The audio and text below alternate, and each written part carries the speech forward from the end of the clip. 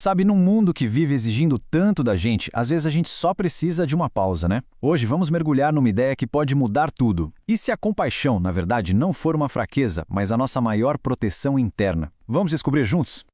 Olha só, esse aqui é o nosso roteiro, a nossa jornada de hoje. A gente vai passar pelo paradoxo da compaixão, entender as raízes da insegurança, encarar nossas sombras e, claro, aprender a construir aquele porto seguro bem aqui dentro. Preparado? Então vamos lá. Ok, para começar, a gente já vai com uma ideia que parece meio estranha, sabe? Uma coisa que vai contra tudo que a gente aprendeu sobre sucesso. E se eu te dissesse que, às vezes, para conseguir o que a gente quer, o segredo é se esforçar menos? Essa piada budista é genial porque ela resume perfeitamente o que a gente está falando. Ela mostra uma verdade que a gente custa a aceitar. Quando se trata de compaixão, tentar com mais força não só não ajuda, como pode até atrapalhar. É meio que um paradoxo, né?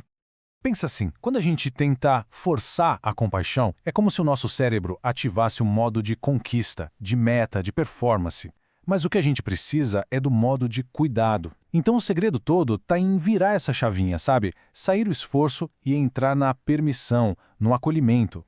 E o que é esse modo de cuidado? A gente pode chamar de sistema de cuidado intencional. Imagina ele como uma rede de segurança que já existe dentro do seu corpo. Quando a gente ativa essa rede, através da calma, a gente cria o espaço perfeito para florescer e se conectar de verdade. E a ferramenta mais incrível para ativar esse sistema, a gente já tem, é a nossa respiração. O Thich Nhat Hanh diz que ela é nosso refúgio, um lugar estável. Pensa nela como a sua âncora. E é com essa âncora firme que a gente pode, com segurança, começar a explorar umas águas um pouco mais profundas. Então, agora que a gente já tem a nossa âncora, que é a respiração, a gente pode se sentir um pouco mais seguro para olhar para trás. Vamos entender de onde a gente veio para cuidar melhor de quem a gente é hoje. Olha, é super comum não ter recebido essa base de segurança na infância. E o ponto aqui não é de jeito nenhum procurar culpados. A notícia boa, a notícia realmente poderosa, é que nós podemos construir essa base agora, dentro da gente. Então eu te convido para uma reflexão bem gentil, sem julgamento, ok? Tenta voltar um pouquinho no tempo. Você sentia, lá na sua infância, que seus cuidadores conseguiam zelar por você, te proteger, te dar conforto de verdade? E hoje? Como é isso para você? Quem são as pessoas ou as coisas que cumprem esse papel de te dar segurança? E a pergunta mais importante de todas: como você tem se cuidado? Como você se protege? Beleza, com essa consciência um pouco mais clara, a gente ganha coragem para olhar para aquelas partes mais difíceis da gente, aquelas que a gente costuma esconder. Mas a ideia não é olhar com crítica, e sim com curiosidade, com compaixão. E para nos ajudar nessa jornada, tem uma lição do filósofo Epiteto que é, olha, fundamental. Ele diz que a felicidade começa quando a gente entende uma coisa simples. Algumas coisas estão no nosso controle e outras simplesmente não estão. E é aqui que a filosofia vira algo super prático. Dá uma olhada nessas duas colunas. A nossa ansiedade, o nosso estresse, quase sempre moram na coluna da direita, nas coisas que a gente não controla. A nossa paz, a nossa segurança, elas crescem quando a gente foca toda a nossa energia na coluna da esquerda.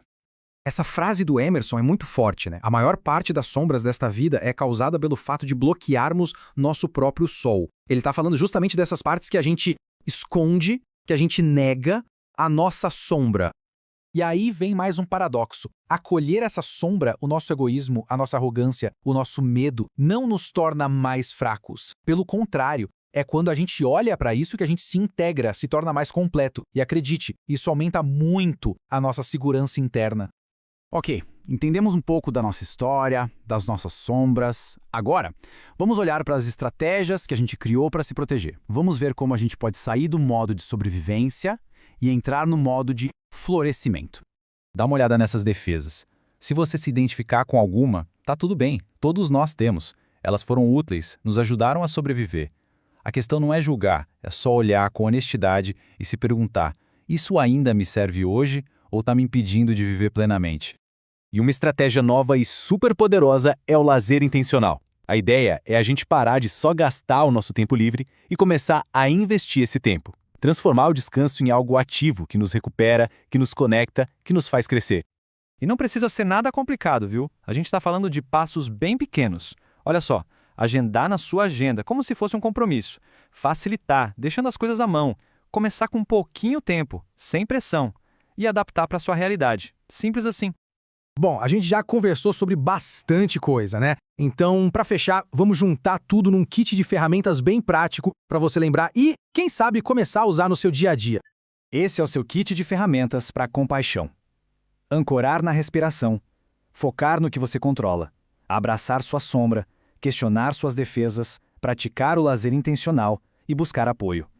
Pense nisso não como uma lista de regras, mas como um convite, um ponto de partida para a sua jornada. Pra gente terminar, eu queria deixar essa frase do Thoreau. Era manhã e veja, agora é noite, e nada memorável foi realizado. Sozinho assim parece meio triste, né? Quase uma cobrança. Mas, e se a gente virar essa ideia de cabeça para baixo? E se o não realizar nada for, na verdade, o objetivo?